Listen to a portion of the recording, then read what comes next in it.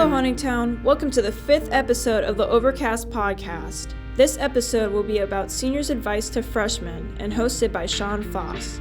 Let's hear what they have to say. Hello, Huntingtown. This is our 5th episode of the podcast here. Today's topic will be advice for incoming freshmen from this year's seniors. I'm going to go around and introduce everyone. Hello, I'm your host. I'm Sean Foss. Hi, I'm Nicholas Clark. I'm Laura Jones. I'm Derek Rush. All right, so we're going to start off with a few simple questions. So the first one is just your thoughts on AP classes. Should you take them? Which ones have you enjoyed? Or maybe some pros and cons. Just speak your mind on the topic. Anyone want to start? So for me, I know like all through elementary and middle school, I'm going to be honest, I didn't really study because I didn't really have to. Like I always kind of excelled in all the classes that I took. That's because they were easier, to be honest. So I never really learned how to study. And so for me, I would say that that was the biggest deal for AP classes for me, was that they actually taught me how to study because I had to, because it was so advanced. But at the same time, I think it's really important to know like your boundaries. Like I didn't take an AP class freshman year because I was struggling mentally, and I also wasn't interested in AP US at all. So I skipped out on that one. I'm taking 2 this year, and I took 1 last year. So stuff like that, just knowing your boundaries. I did take APUSH freshman year, actually, and it's probably the hardest AP class I've taken other than calculus. But if you pay attention and you study like that, then you're going to be fine. And honestly, I think that's the best one to learn how to study in. Yeah. I took AP Gov during my sophomore year, and it was probably my favorite class of that year, but it was definitely like really different being in virtual versus the in-classroom setting of my AP classes during my senior year.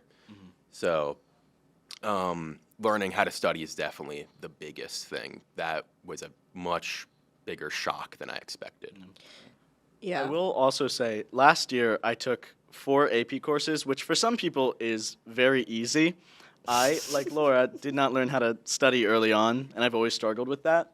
So I would say don't overdo it and don't put too much pressure on yourself to do a bunch of AP classes, because it gets difficult. Yeah. I mean, even aside from the studying, like I also utilized the dual enrollment stuff this year. So I took a college communications class, and I will say that it did help prepare me for that a little. Like it wasn't exactly the same, but the college-esque format of it, like just the faster pace, I definitely did feel more prepared for that. So, yeah. So in summary, the AP classes will help you advance your studying skills, get you in that kind of college headspace, and it gives you the nice little GPA boost. So, of course, know your limits, but there are a lot of pros with taking AP courses. Definitely. Yeah. All right, so our next question here is about college prep. When do you think you should start it? Any tips or tricks for getting through all of that? Man, I'm a procrastinator through and through. I waited until the last minute this year to get anything done. I only opened my Common App account like a couple months ago, which is not what you should do. You should get that started junior year. Just make the account. The first little step is the hardest. And then from there, pick your colleges, do all that. Just start it junior year. Yeah. I struggled with a lot of the like deciding was the hardest part for me, like knowing what I'm supposed to do, because you need to know what you're supposed to do to know what major, and then you need to know what major to know what school. So I was just struggling with that because I was not ready to decide. And I still don't know, and that's like the biggest thing for me is I feel like people, they have your best interests at heart, absolutely. And like the biggest thing is guidance counselors. Like they want you to figure it out. Of course, and yeah. like I respect that because you need to have some sort of plan, but at the same time, I'm at that space where I'm trying to give myself leeway. So I would say make a plan, but also make room for that plan to fail. Yeah. Like I wanted to go to Princeton freshman year, and like I don't even know what I wanted to do, but now I'm going to CSM next year, and I'm thrilled with that idea, and I really love my decision. So to me, it's get started, I would say at least junior year, try to, but also give yourself room to decide things later, because you really don't need to know. You just need to have a plan. Get things rolling for sure. Yeah. I made my Common App 2 months ago, and don't do that. Start it way earlier. Even if you were like thinking of only like applying to 1 or 2 schools and then maybe going to community college, if that doesn't work out, which is what I'm gonna do, definitely start the process earlier because it gives you way more time to actually like think and really see what you can do. Yeah. Yeah, getting on top of it early on takes a lot of stress off of your shoulders for sure. Yeah. Definitely. And Even just looking at what you have to do. Yes. Just having an idea is. Because I had no clue the amount of work I'd have to do just to like submit one little application. Yeah. The amount of questions they ask you about your parents, about you as personally, the essays you have to write. You don't really think about all the layers to it. Yeah, and it's all easy stuff that you know, but it's little thing after little thing, and it just takes Yeah, forever. and the parent thing was the biggest thing for me because I could sit down and if all the questions were just about me, like of course I could knock it out 2 months before.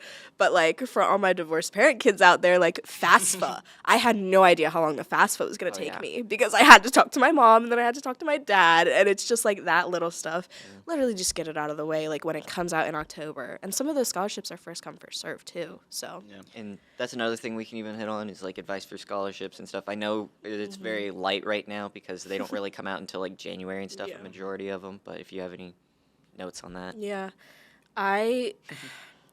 finding scholarships is very, very difficult. And I'm also a very fortunate demographic, so not a lot of scholarships are targeted towards me. And I totally understand that. But being in that demographic, you just have to know that you need, again, to get started earlier and keep an eye out. The biggest thing for me finding them already has been just letting people know that I'm looking for them. And like on Facebook, people will tag me in them, just like little stuff. And I may not get any of them, but I can say that I tried. Yeah. So, College Board also helps a lot with that. So if you look at College Board, they generally have it organized pretty well. Yeah. yeah. Okay, cool. All right, and then the next point we're going to hit on here is regrets or any thoughts you might have had on your previous years on high school, you know, what you might have liked to have done differently or something you think, you know, would be nice if you had changed. I definitely regret taking 4 AP classes. That I thought, hey, all these classes, you know, they're not, whatever. I'll take them all, and they'll each give my GPA a little boost. But then that doesn't work if you almost fail every class. So, I don't know. I regret that. I wish I took a slightly easier schedule. I also doubled up on math my freshman year, which isn't a bad thing, but it's a bad thing if you don't want to take calculus. And that class is hard. For sure. Yeah, I think honestly, my biggest regrets are probably socially. Like, I came into, like, freshman year, I knew I wanted this huge group of, like, girlfriends that would always hang out, and I went boy crazy freshman year, like, nobody's business. And it just did not work out. I was not doing well, and, like, now most of my friends are guys, and I didn't try to do that. I wasn't like one of those girls. It was like, oh, girls are just too much drama. It just happened, and that didn't happen until I relinquished that control of like, I need to have like all of these girlfriends, and it's gonna look just like this, because you don't know. Like, you really don't know who is going to like you, who you're going to like, and who you're going to mesh with. So I wouldn't have met, like, the greatest people that I know, like, ever, that are my friends right now, if I didn't just accept that and get that out of the way. I did the same thing freshman year, believe it or not, Laura. I went from friend group to friend group, you know, and none of those people were really my people. But I found a lot of people who are my people and who are still my people now. And I wouldn't say I really regret anything I've done socially since freshman year, because I think exploring is a good thing. And I think eventually you'll find the group of people you feel most yourself and, you know, most happy with through that process. Yeah. I came into high school with a pretty large, like, central friend group. And over the course, I've been trying to, like, I think my biggest regret was not branching out earlier and talking to other people, kind of just staying in that, like, little clique didn't really benefit me socially. And so like junior and senior year, I've been branching out more, and it's just been really nice, like actually being able to, if someone's not available a lunch, you have people you can go to, and you always have like people to talk to, which is very important. Definitely. That, Derek also joined the improv club. yeah, which is great, and Which that is helps. very good. Yeah, joining groups definitely helps. Any clubs Oh, really yes. great, especially for finding like people. Yes. Take advantage of clubs. Yes. Yeah, I didn't until this Absolutely. year. Oh my god, I wish I did. We have Almost like a universal regret among seniors is Absolutely. that they didn't start doing clubs earlier. And they told us that freshman year. They said did, all and the I didn't seniors listen. regret, and we were like, we don't care. There are so many programs available to everyone. I mean, even at this table, we've got a very mixed pool of programs that people are in. I mean, we've got Nick, who's in theater, Laura, who's in yearbook, Derek, who's doing a few other clubs, and then also people you're interacting with through programs is the Teacher Academy of Maryland. I know I myself am in a ton of things like Podcast Club, Model UN, theater, just keeping yourself in all these different bubbles. That way you get to like interact with tons of different people is Yeah. heavily And I recommended. feel like a lot of the time after high school, we're not going to have that so much. So yeah, take advantage of it while you have it. Yeah. High school's short. Yeah. You know. And just because you try stuff out freshman year, like I tried have to stick with so it. many Yeah. things. You don't. And like I was in theater, and that wasn't the right fit for me for a bunch of different reasons. And so I eventually left, but because I was in theater, I found what I loved. And that's the biggest thing is you're not finding the one thing that you're going to stick to. Like my one thing wasn't I had to be in Eye of the Storm Productions. It was I found a love for leadership, and I found a love for people. And so then I took that, and now I took that leadership to a different club. Now I'm editor-in-chief of the yearbook. I'm volunteering with middle schoolers doing theater. Like, you don't have to stick to that one thing, but it's about finding what you enjoy. Like, it doesn't have to be that specific club, but what do you enjoy about it? Absolutely. Yeah. And sometimes you do find that thing. Yeah. And that's also great too. But just allow yourself that flexibility almost. Definitely. Socially, scholastically, like in clubs. Just don't set yourself in one narrow place, and that can even apply to other things like the college applications and stuff like you were saying. Like you don't have to fix your mind on one thing. You can just work things out, you know, it will. That's the end of our questions, but now we can go on to any personal notes or stories about high school maybe that you think would be interesting for people to learn from, maybe. All right, going into high school, I through middle school I didn't do much. I mostly just hung out with my friends, went home, didn't do homework, played games, whatever, did what I wanted. So I didn't have any idea what my interests were really. Freshman year, all my friends were doing theater, and so I did it. Just like, okay, you know, this could be fun. It'll give me, you know, my arts credit, whatever. I did it. Took a lot of interest in it, and found out that that's what I really. You guys. We're cutting this. Yeah, 100%. God. You can start over. Sorry, there's a thing that came up that said like prison staff murders. Murders. It was like a No way. No, was it you? It was just a big tonal shift. All right, please Okay, start over with your story. Okay, God. All right. 3, 2, 1. Okay, so in middle school I didn't do much, and then going into high school I didn't know what I really liked doing, so I tried out theater just 'cause, and I took the class. I started doing it after school. I was also in ROTC, and I did cross country, and I was gonna try out for track, but then I decided that wasn't for me because the musical took up too much time. But I really explored what I liked doing, and theater is what stuck. So I've done that all 4 years, and that's been a real support system for me. You know, I've met most of my friends through that, and a lot of that was ROTC too. ROTC is a great support system as well. I remember when, in my sophomore year, I was having a rough time, and ROTC did like this massive food train for me, where they delivered food to my family. Yeah. This was when we were virtual. I remember this. I was also there. Right. Yeah. And so they delivered food to my family, and they gave me meals to eat for like 2 whole weeks. And it was just the sweetest thing. Commander Hartwell and Commander Koch, they're great people, and they're adults who I trust and would still go to if I had a problem now. Just you meet a lot of great people through stuff like that, and you really find those people who will look out for you and will support you. Yeah.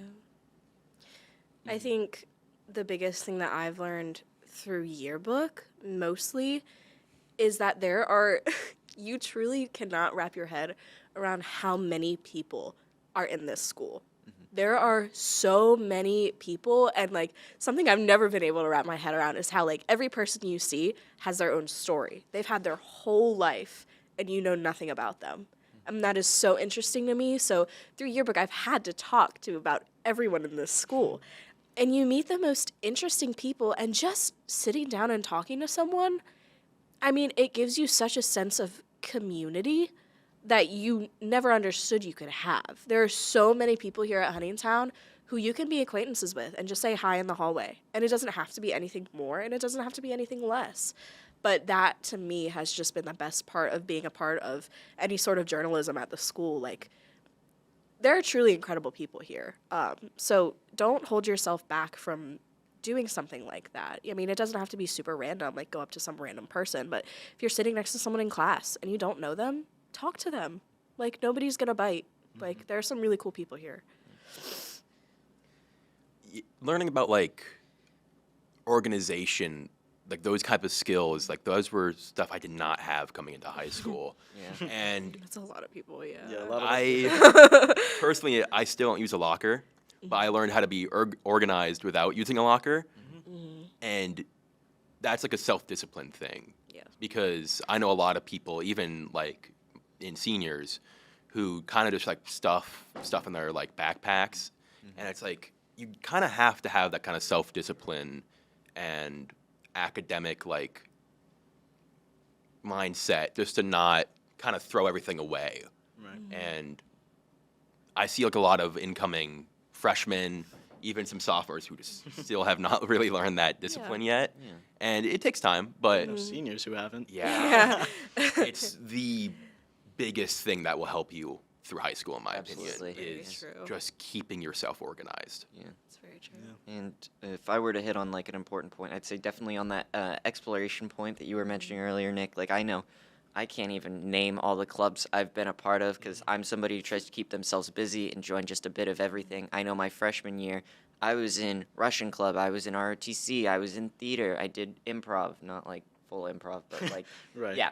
And last year, I joined Stock Market Club. I did Model UN. I kept doing theater, and I did improv, and and eventually you will lose some things, and you'll gain some more. But eventually, you'll find what works for you, and it's about learning what you like, and then also learning what you can handle. Because I know this year, for me personally, I dropped out of ROTC, which had been one of my big programs. I was doing that for all of high school. This was my 4th year. I was tied for 3rd highest ranking person in the unit. Like, I had gone quite a way, but I knew that I had too much going on in my life, and you have to be able to set those limits for yourself, because I could not handle doing theater, doing ROTC, doing all my other smaller clubs, some of which I'm leading in, and then I was planning on starting work soon. So you have to know what you can handle and give yourself just some time. You should not fill your schedule. Like, you should do stuff. You should explore, but do not keep yourself constantly busy. You got to be able to be a kid. Yeah. Yeah, And definitely. those, like, that's a really good point that I didn't think of. Like, buffer classes, do not underestimate the power of a buffer class. They're like, amazing. I'm taking 2 choir classes this year, but my other classes are really challenging. So it's not like I see it as not doing anything. I'm about to be taking 3 choir classes. I'm taking theater, a different kind of theater, and music. Yeah, and it's not just the grade. It's like just having that time to just chill. Like, Yeah. give yourself that. You deserve it. Yeah, everyone I think at this school is putting in at least some amount of effort, and so be able to cut yourself some slack and just relax a little bit, and especially like outside of school stuff. I know most of us or either have clubs or work, or we have something that's keeping us busy at the end of the day, and you got to know to give yourself some time there. And I mean, obviously plan for like homework or whatever, but I know like I get home from work at like 8:30, 9, whatever. you just need to like decompress, chill out. Because as much as you want to get good grades and get going, Yeah. you are a person that deserves to just relax. Yeah. 100%. Yeah. Yeah.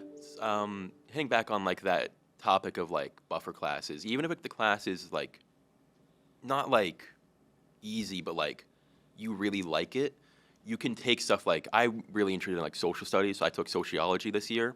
An amazing class because even like there's some parts of it that are like kind of like vocab that you have to remember, Yeah. all that kind of stuff. Of course. It's not like that hard, but it is like what they said, just such a good time to just decompress, talk to people you know. Finding classes where like you have teachers that you've had before, Yeah. especially if you like the teacher, that's a great It's like great. opportunity, and you should try to take them. Thank you to all of our viewers. The Overcast podcast crew would like to shout out our special guests, Laura Jones, Nick Clark, and Derek Rush for joining us today. Our host for this episode is Sean Foss, and audio tech was by Elizabeth Polo. Our music was composed by Sean Manley and Christian Prestigiacomo. Remember, when the skies are gray, tune in to the Overcast podcast to brighten your day.